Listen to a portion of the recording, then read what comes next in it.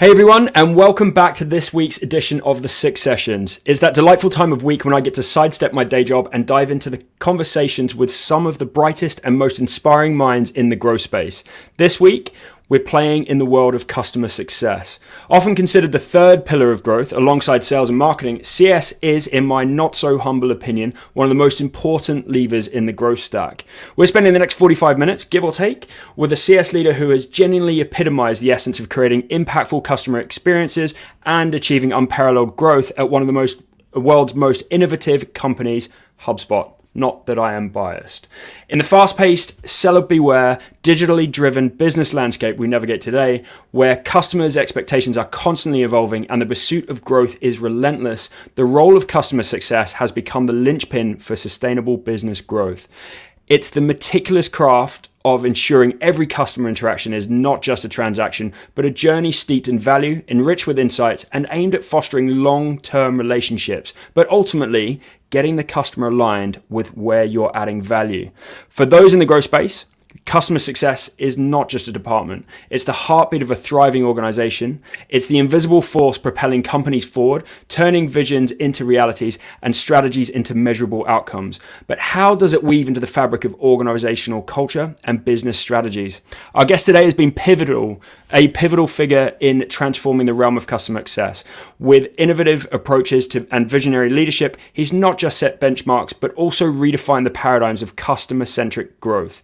This may be news to him, but we're going to talk through the intricacies of HubSpot, a global SaaS giant that has been a beacon of transformative solutions and customer-centric innovations, and how he got to where he is today. Our conversation will not only be focused on the strategies and methodologies that have driven success, but also the ethos, culture, and leaderships that fuel them.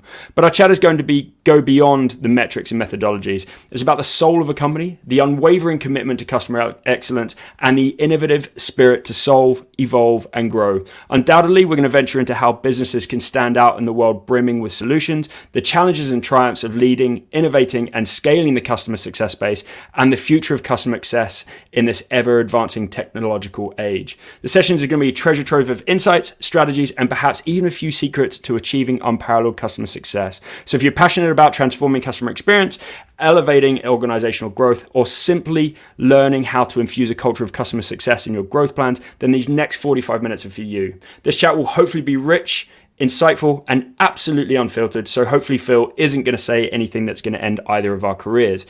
Coming to us from Dublin, it's my pleasure to introduce you to Phil McHugh, the Senior Director of Customer Success and EMEA at HubSpot. Phil, welcome.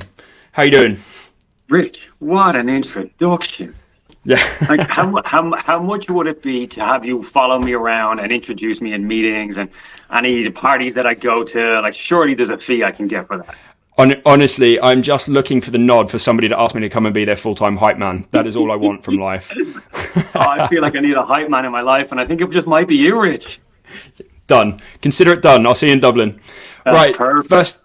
First up, how has Q3 been for HubSpot on the CS side? You started with a big sigh there. Yeah, I mean, I guess the same as most companies in this industry, right? The world economies are in a pinch right now. Cash flows at an all-time premium. Small businesses, and generally the smaller business, have the most limited availability of cash. So everybody's just really tight right now on where they're spending and why they're spending there. And if they are spending somewhere, they want to make sure that they're getting an ROI for that money. And I think we're seeing an awful lot of that at the moment. We're spending, HubSpot, as you know, is bread and butter with small business, mid-market customers, with an ever-increasing amount of up-market customers, right?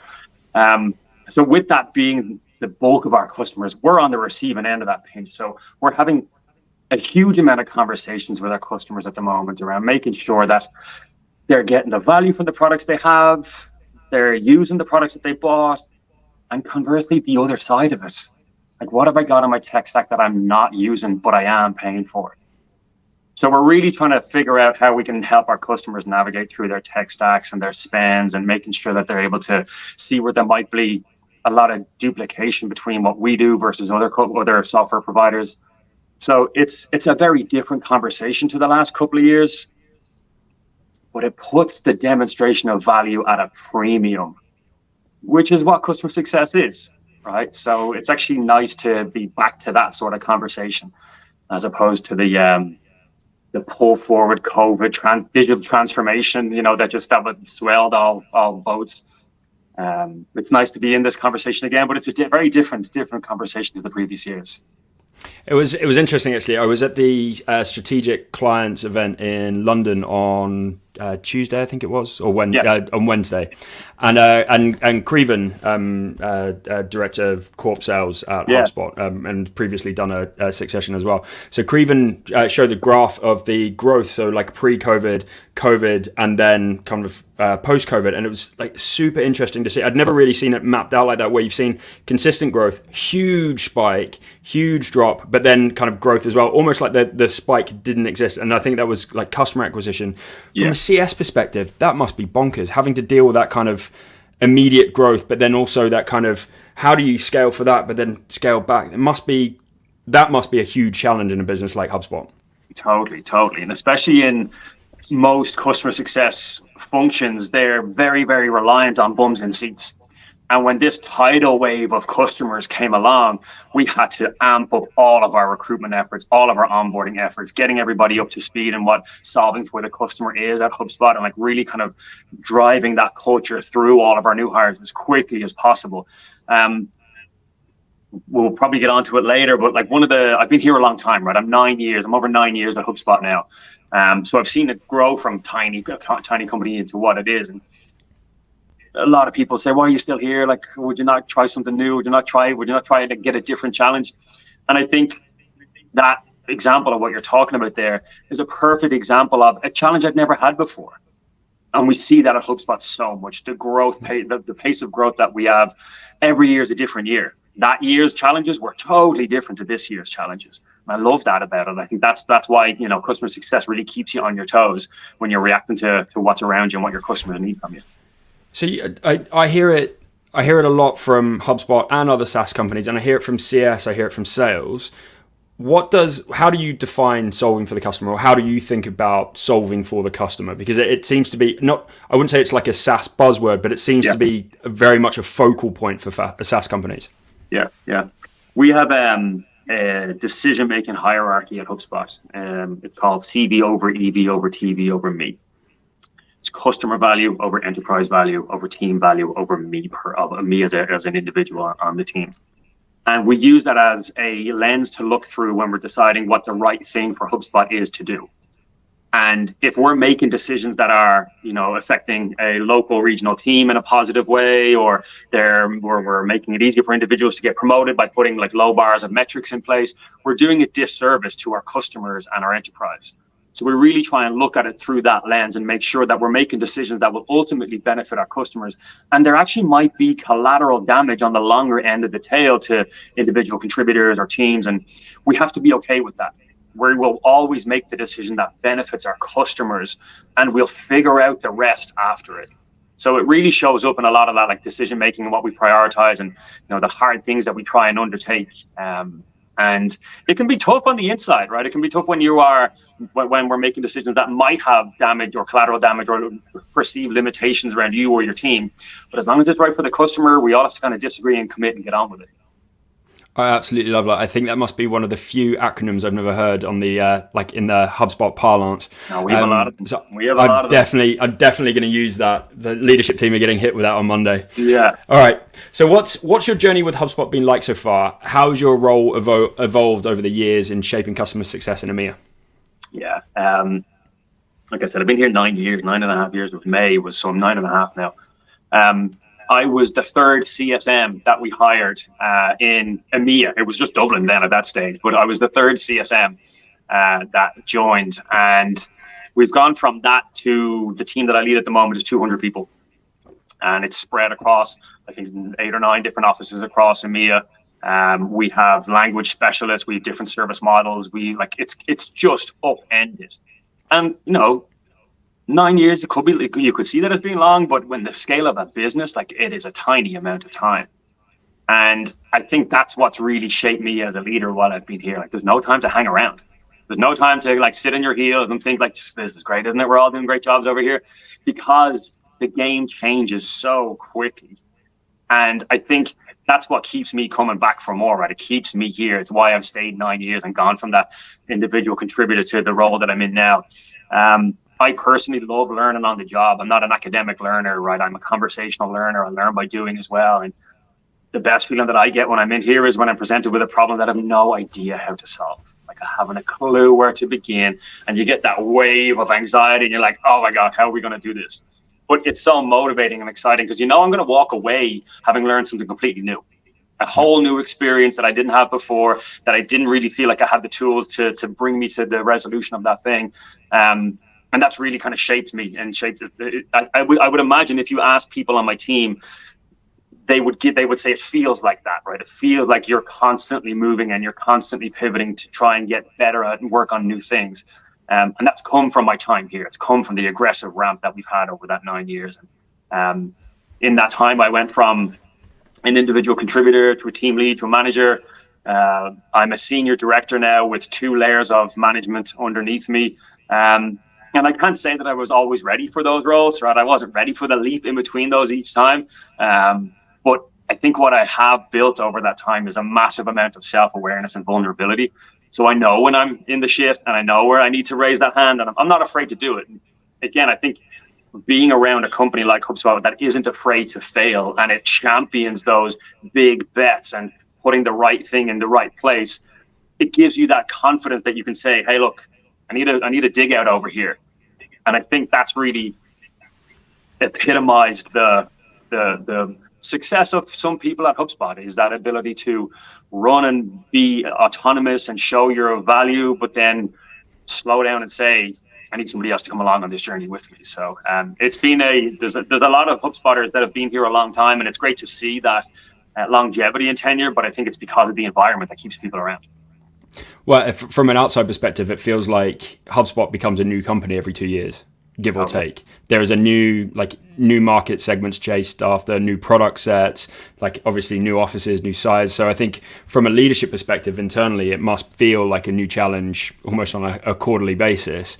And you've been at HubSpot as long as Six and Flow has been an agency now. And I think I'm probably a very similar mindset of, I wouldn't still be doing what I'm doing if it wasn't changing all the time. And I think it's the change elements. One of the questions from what you said though, and I told you we would totally go off piste. But the one of the main questions I've got from what you've just said is that, and one of the things I find interesting, because it's something we're starting to see internally at Six and Flow now as well. We've got a lot of our cohorts who have kind of grown in their career with Six and Flow are now at that position where they're at that, do they go deeper into an IC route or deeper into a people management route? Mm. How did you make that transition? How did you kind of step into that people management role? Because it is very different from an IC role. No, totally. And I've told this story a few times internally at HubSpot, but I fell into the management role. I was offered a team lead role by my boss back then, Colleen O'Sullivan. She's still at HubSpot as well. And I said, no, thanks. I was like, I'm okay, thanks. I'm going to be happy out over here as an individual contributor. I've always been in a frontline customer facing role, from if I was a barman in a nightclub or a golf club, in a restaurant. I worked in TGI Fridays in Oslo. Like, I was always at the coal face of that thing. And then when I moved into my more professional career, it was, again, at the frontline in a customer facing role. Be it like helping small businesses in Ireland expand to the US, or in large advertising brand campaigns that we were doing when I lived over in Portland, Maine. I love that like customer first interaction. So when I got offered the leadership role, I was like, that's going to keep me away from our customers. That's not something that I wanted. But I was talking to my dad actually probably that evening or very soon after, and I was telling him, oh yeah, I got offered this job, and I said no, I wasn't interested in it. And he said, you go back in and you tell that lady that you are going to take that job. So I did, and I began the journey that brought me to where I'm at today. And I think what I've learned over the time is that while I love that one-on-one connection with customers, what I have now is the ability to influence tens of thousands of customers and their experience through the teams that I'm able to work with. And if my customer first mindset trickles down through my team, so many more customers are going to benefit from the approach that I would have taken myself. So I fell into it. My view on, and my experience of like HubSpot leadership is that nobody ever seems estranged from the customer. So it seems like everybody is regularly in contact at like different levels, obviously, but it does feel like there is a constant connection between customer, regardless of how far up the kind of people management side you end up. Yeah. Like when you look at the flywheel, like bullseye in the middle, it's customer. It has to be the central focus of what we do. And that means you have to stay connected. Without that, you're just working in some silo and you're building things that you think are good, and you're trying to put go-to-market strategies together that may or may not resonate with your install base. So we're fortunate that we've got so many customers that we can learn a huge amount from them, and we do very much to connect them right from our engineers through to the sales and the CS and the marketing team. Like everybody is connecting with customers on a regular basis. So it's definitely the goal. So you already referenced it. So you've you lead an org of about 200 people. You've got 2 layers of management. That's a fairly substantial and diverse team. What are some of the challenges and learning curves you experience in managing and empowering such a large team and executing at such a high level? Yeah, I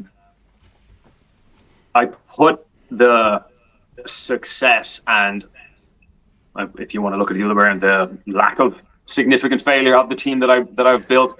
Down to the hiring that I've done.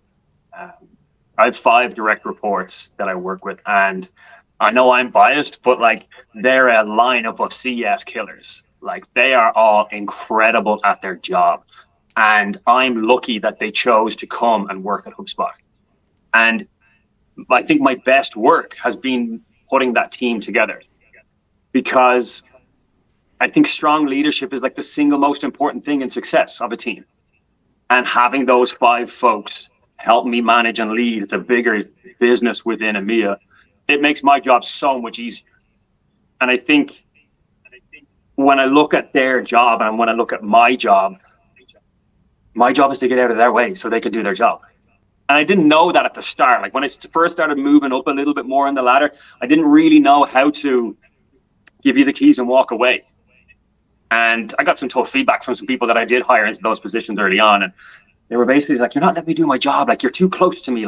You hired me for a reason. And I've never forgotten that. So the folks that work with me, they have a massive amount of autonomy. They feel like they're accountable to creating. They know they're accountable to creating a high-performing team. And they know that I'm there, right? They know I'm there as a sounding board and when they need me, but they feel like they've got empowered to do the work that they need to do and run the teams as they see fit. And I think that's what really helps us keep a high end of performances, that power that they have. So without the 5 of them, I think I'd be in a very, very different position. And which one's your favorite?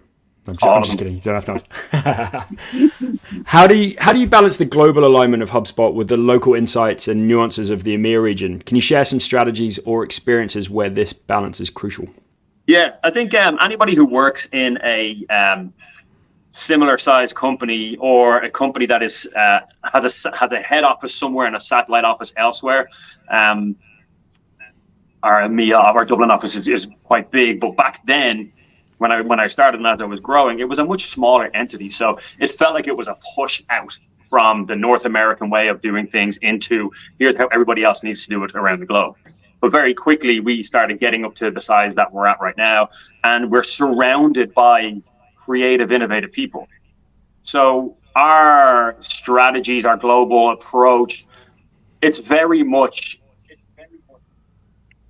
bi-directional. Our individual contributors in Sydney, they can as much affect the direction of our CS business as I can in my role. I think the job of the regional teams is to really understand, guide, and then report back successes on things that are happening in a regional basis that can then scale and work in a more global org. That happens all the time. We have countless number of plays and approaches that we've taken to working with our customers that have been built from different parts of our offices around the world that have then become global plays. And we have, of course, our central strategy and ops team, right? And of course, I spend an awful lot of my time on the long-term strategy of the CS business. And we do influence it a huge amount from the leadership team. But we make sure that there is that bi-directional conversation and an avenue and opportunity for people to say, look, I have a good idea. Can I go and run with this? And I'll tell you how I get on. And when that works, it really helps us scale a lot of those ideas really well. So this wouldn't be a growth interview without somebody mentioning the dreaded two letters of AI. What's your prediction on how AI is going to influence or affect CS? Well, I think it's clear, right? Everybody's going to be out of a job, right? Isn't that it? Isn't that it? We're all going to be replaced by the bots. That's going to be the end of it for all of us. Something like that. I'm going to butcher a quote from, I'm pretty sure it was Dharmesh. He said something like, AI is not going to replace humans.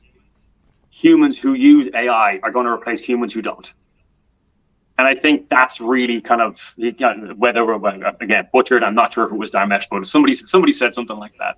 And I think that really kind of stuck with me. I think from a customer's perspective, I hope it means that they continue to need a CS team less and less.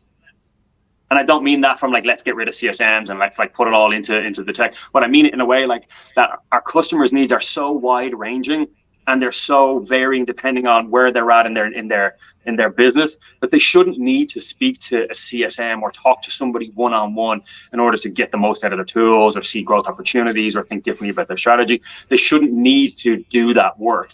And I think AI is only going to help them accelerate their self-sufficiency, be much more efficient in their roles and their teams, and benefit from a lot of that data-driven insights that we get. It'll just help them run an awful lot faster. So I think it'll benefit our customers. Hopefully they'll need us less. And what we'll be able to do then is really focus our time on the customers who do need us more.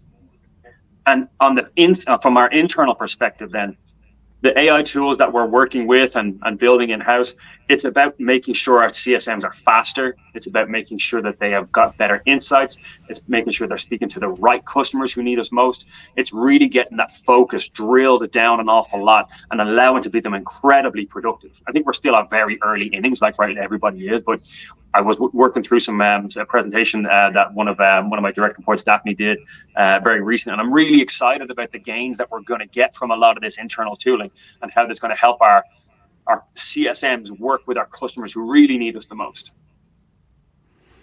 Yeah, I think I couldn't agree more with our view on AI has been around augmentation as opposed to replication. So I think humans using AI are going to outstrip the humans not using AI. And I think that's going to impact. So if we're getting faster and better and more effective in our roles, that's only going to be a good thing for the customer, which means it's only going to be, by extrapolation, a good thing for the CS org. Yeah, absolutely. And humans are just flawed in decision making too. So when one of the examples that I was given to our team recently was, you and I could work with the same book of business, right, Mike? It would be just the same set of customers. But who you decide to work with and what customer you decide to pick up the phone and engage with, and might be different to what mine is. It might be different to what somebody else is. And that's okay to a point, but wouldn't it be better if we were able to serve up to CSMs? Here are the customers that need your attention in this order, because of the behaviors, because of what they're doing with the product, because of what users they might add or what roadblocks they might run into. Isn't that a much better way of being able to efficiently service our customers who need us and not leave our customers floundering around waiting for somebody to decide to reach out to them and work with them? I've got a question from Andy Turner in the comments. I'm going to paraphrase a bit because he's not given a lot of detail, but he said CSMs and upsell, yes or no. What I think he's asking is, should CSMs be targeted with upsells? Yeah.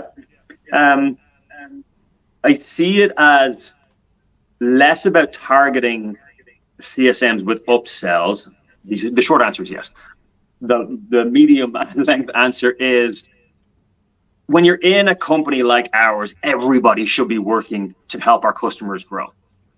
Whether you're in product, whether you're in marketing, whether you're in finance, it doesn't really matter what team you're working in. If you have a mindset that my job is to help all of our customers grow, the upsell opportunity arises, right? It's not about having your team go prospecting and having your team dig through install bases to find leads. It's not that sort of assess or that sort of approach to growth. I think what we look for are customers who need our help to get the most out of our tools, or customers who need our help, pointing them in a different direction for more tools to help them go even faster. So I think that is the approach that we take. We have a loose accountability around upsell. There's a little bit of like lead identification that we do, but we pass our contract and commercial negotiation goes back to our sales team again. We used to do the full negotiation. We used to do the deal order creation. We used to do all of that stuff. But I think what we've done over the years is strip back some of the potentially ancillary work that a CS team could do and either give it to other existing teams like the sales team, or spin up new teams like our contract management team, who help us with a lot of that, like mid-deal cycle upgrades or cross-sells and things like that. So if you could only have one metric to track, what would it be?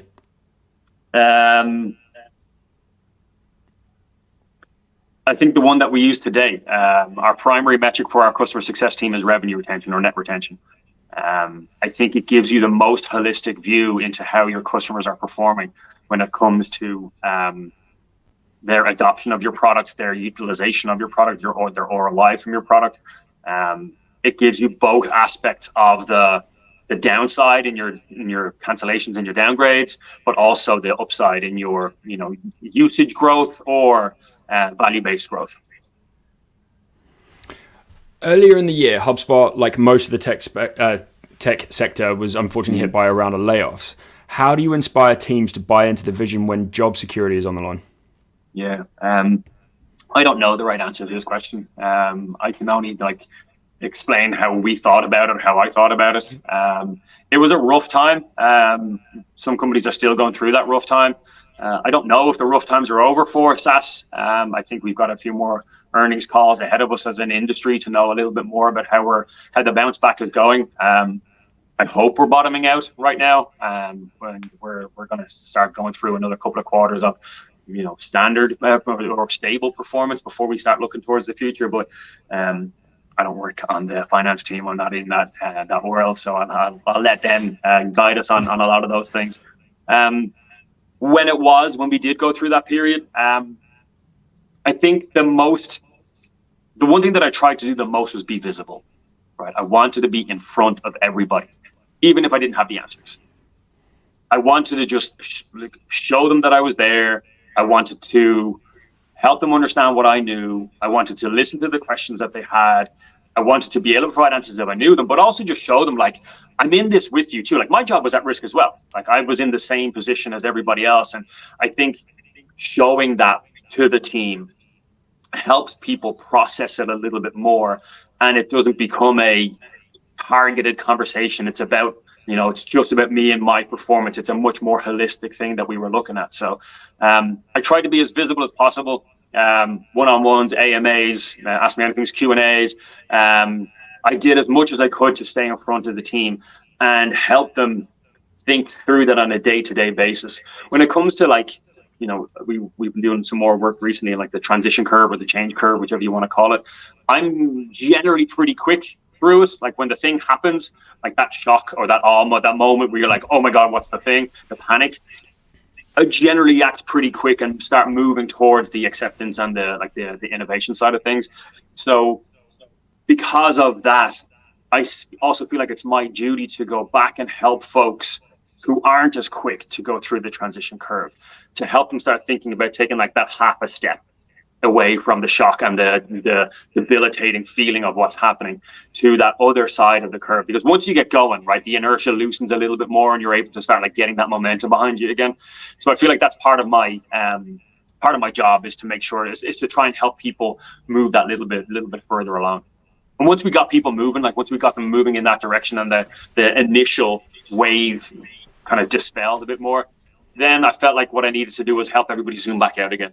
And recognize that this is shit, right? This is tricky right now, but HubSpot's got an amazing track record. When you look at the growth of the company over I think it's 17 years that we've been around right now, it is unbelievable when you take that zoomed out approach.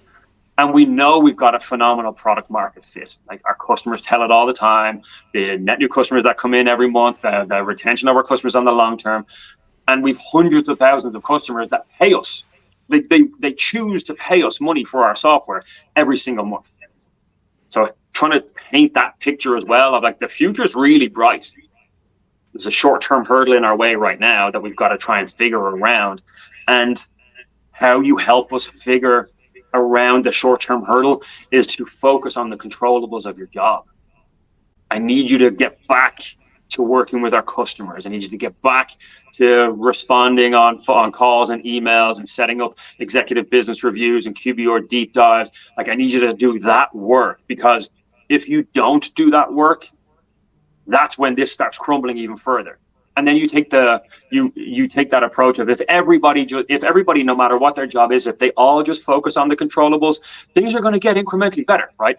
Don't sweat the stuff that's outside of your control. Don't try and work on the things and have your brain spin on those things as hard as it is to not do that. Focus on the stuff that's right in front of you, what you can help us do better and help our customers get better results from, and things will get incrementally better. So That's how I try to navigate the probably 3-4 months, 5 months probably that it took to come out the back end of that and get into a somewhat feeling of a new norm. But like I said, there's no manual on that really. That was just the approach that me and my leadership team took with it.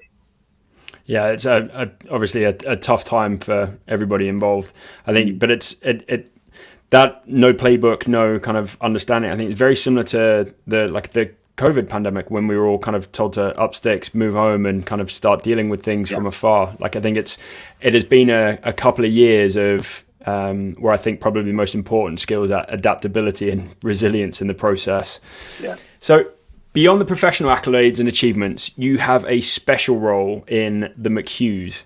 How does being a dad influence your leadership style and your approach to work and life? How do you balance both? It's the balance bit for me is it's a close to home question, because I think it's something I historically don't get right. Yeah. I have 2 little girls, Penny and Millie. Penny's 2 tomorrow. Happy birthday, Pens. Millie is just starting in school a few weeks ago.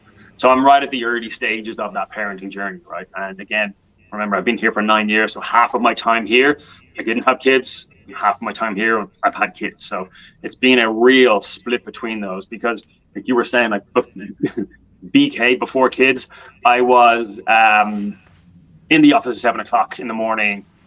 In the winter, the sun wouldn't be up. And I was grinding, working as hard as I could. Then I'd stay late in the evening time. I'd finish up at 7-8 o'clock and I'd go home. And that was fine, because it was just my wife at home. She doesn't want me around anyway. But now, like, my time is so precious at the moment, and as you said, you touched on the push of COVID to work from home. I'm one of the massive beneficiaries of that. Like, I'm at home now, and this is my office, and this is where I spend all of my time. And my house is 7 steps that way. I can see one of my kids through the glass over there. That has been a massive connection point for me for my kids. I create the balance by making it super clear on my calendar when you can't get me. Like, there's a block that starts at 5 o'clock that says family time unavailable. And I'll reject every meeting that comes in there, unless, like, okay, look, if you ask me and I can figure out when we need to do it. But the expectation is I'm not here for that time. So I really protect that, because my kids go to bed at 7 o'clock. So any minute that I'm in here past 5 o'clock and not having dinner in there, it's time I'm stealing from them. So I feel like it's my responsibility to close that laptop down and walk out that door and know that everybody's going to do their job. The world doesn't fall apart. If it did, I've done a shite job of building a team, right? So I've got to be able to create that separation. And I've also got to show my team that it's good to have that separation. And I encourage that so much with my folks. I just had an AMA with our individual contributors yesterday, Thursday. And in that, I was talking about how I don't have email on my phone. I don't have Slack on my phone. I encourage people to power down. One of the things that I referenced was a energy management course that we did a million years ago at HubSpot. And the phrase that was burned into my mind was, when you're at work, work. When you're done, be done. And I really live that. Like when I walk in, when I come in here at 9 o'clock in the morning, or 7:30 in the morning, whatever time I get going, I'm here to work, and I'm busy, and I like make the most out of that time. So when I can walk out that door, it can be done, and I leave it here. Andy has said in the comments that he loves that, and he is currently sat there. His 4-year-old has just come back from school and is sitting with him watching us on the 6 sessions, although He admits he is actually on his tablet. So anyway. My kids come in here all the time. It's only that they're under warning not to come in here for this hour. But everybody at HubSpot knows my kids. They come in all the time. I still think my favorite part of the pandemic, if you can call it that, is the BBC, the guy that on the BBC where the kid comes in the background and he's trying to pull him out. Good. Yeah. So Kyler also asked a question. What are your thoughts using client survey results as metrics where they may not always be engaged with them? So i.e. NPS scores. Yeah. There's a fella called Greg Danes. And I wish I knew more about his background, but he runs a company called ChurnRx out of the US. And he has proven through the millions of data points that he's had from all the companies that he works with that there is no correlation. I'll say that again, no correlation between NPS scores and retention. And that's not me saying it, right? That's not my opinion. That is data that he presented to us. So I firmly believe, based on what he's saying and what his data shows us, that not an awful lot that I would put in to NPS results as a churn predictor or a growth predictor. It's really important to understand what's in there and take that feedback and listen to what we can do differently as a company. But as a metric for an individual contributor or for a team, not sure that I buy into it. So the interesting thing, so we've actually just come out of, so Kyler is actually on my team. And you're going to tell me now that you just metriced everybody with NPS. No. So we've historically had NPS in place, and it goes out to our retained clients on a monthly basis. And what we find is you never get an answer from, unless it is somebody who is like extremely happy or very pissed off. There is no middle ground. We use it has flagged issues before where like something has been raised and we're like, okay, that can be elevated. Now we have insight into that and we can use it. This person's really happy. Let's ask them to leave a review, that kind of stuff. But as a churn predictor, client health predictor, there's nothing in there that actually helps us on an ongoing basis. And now we're starting to look at kind of other metrics and other and it's skewed by culture data too, right? When you look at our eNPS results and you look at somebody who says, I love this company, I get so much value out of it, your products are amazing. By the way, I'm German, so I'm giving you an 8, and that's the best score I've ever given anybody. That person is a neutral when it comes to NPS scoring. Yep. They're not a neutral. They're an advocate. Their culture isn't the world of, say, an American culture, which skews towards the promoter end. So it's just, I think, fundamentally flawed. And again, there is a bunch of great value, but when it comes to a indicator of retention or growth or anything like that, I don't think that there's too much in it. There you go, Kyler. You've also got some insight that hasn't been shared with the rest of the company yet, that we're moving away from NPS. This is my favorite question of all of the 6 sessions. What's your biggest career fuck up to date? I saw when you shared that question beforehand. I always laugh at this because, and again, I've shared this a bunch of times at HubSpot. I got let go from my last job before HubSpot. I didn't pass my probation. I was basically fired before I joined here, and there was a bunch of circumstances that were all basically my fault, right? Like when I referenced earlier on that what I've learned through here is that self-awareness and ability to be vulnerable. Didn't have that back then, 10 years ago. Didn't have that, and I had just come home from living in America for 5 years, and I was working at an ad agency over here. Marketing is my background, right? It's what I studied. It's what I did before coming here. Like it's why I joined HubSpot in the first place. I was working at this ad agency and I was just doing a horrendous job, a terrible job. And I was working with big brands, like really big global brands. And the shortest version of it, the biggest fuck up that I had was I was in the largest stadium in Ireland at the final of the All Ireland Women's Camogie. Camogie is the term that we use for women's hurling. And hurling is like a sport so like similar to lacrosse or something like that. It's like a stick and ball sport, and it's super fast, and it's a really, really entertaining game. The brand that I was working with was the main sponsor of the All Ireland Camogie team, and this is the pinnacle of the season, right? And there is the gigantic scoreboard at the end that has the score on it, the replays on it, and then at half time it's got all the ads that have to be played. And as the biggest brand sponsor, they had a new ad that they were ready to demonstrate to everybody in support of the women's camogie and their investment in it. And the ad came on that I had trafficked to the ads to the TV station, right, for them to be able to put on the big screen in front of 80,000 people in person and however many are watching at the same time. It was the wrong ad. This is the wrong ad. Like the wrong ad came on.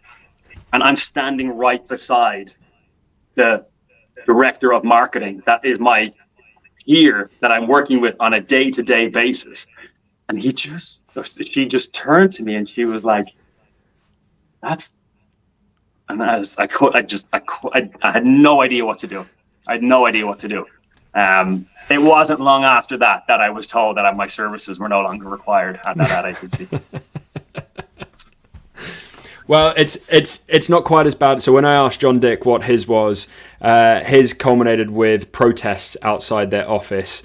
So I'll let him tell the story. But it was I must watch that one back for that one. Yeah, it's definitely worth a listen because it wasn't one that I was expecting. Okay, last question. Who do you recommend that I speak to on the 6 sessions next? Who do you think would be a good conversationalist?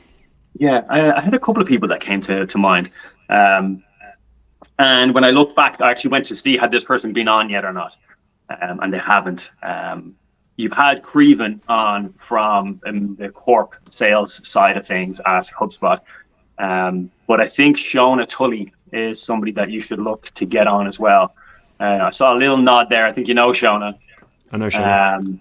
She's a senior director of sales at HubSpot in our mid-market team, and has had a remarkable career since she's been here. She started off as a sales rep.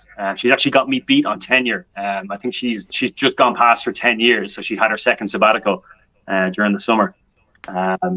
She joined HubSpot without any real sales experience, but she just had a massive drive. She was just like, I want to do this and I want to be the best at doing it. And she used to tell stories about like how she looked at other people on the team as competition back then. And she wouldn't leave the office until she put up better numbers than everybody else did. And that was her way of demonstrating her worth and showing her value and showing her drive to be in the role. And that approach, I think, to her work back then, I think it's softened a little bit and it's tempered a little bit as she's gotten more experience, but it's so present in her team and how she runs her businesses and the standards that she sets, the expectations that she has for her team. She champions high performance culture in a way that I don't know if I've seen anybody else do it. I love working with her. I think she's super sound as well. But she is a cracker. Yeah, I think she'd have great conversation with her. I'm pretty sure I asked, and I'm pretty sure I got I'll think about it. But now that you've called her out, then she basically can't avoid me. So perfect. No. Yeah. All right, Phil, thank you very much. I really enjoyed that. It's nice to go deep on CS for a change. We've done a lot of marketing, a lot of sales, a lot of people ops, but not actually anything on the CS side previously. If somebody wants to follow up with you about anything we've spoken about or kind of at HubSpot or anything like that, how do you want people to connect? Easiest way is just on LinkedIn. Just grab me there, add me on that, send me a message. I spend a good amount of time over there, so I'll get back to you as quick as I can. I'm happy to set up calls if people want to go through a little bit more on CS strategy. Happy to spend time with anybody spitballing some of this stuff. Perfect. And Phil, this is actually the first 6 session that we've ever managed to bring in on time. So well done. All right. Thanks, Phil. And thanks for joining, everybody. See you later. Thanks, Rich. See you again.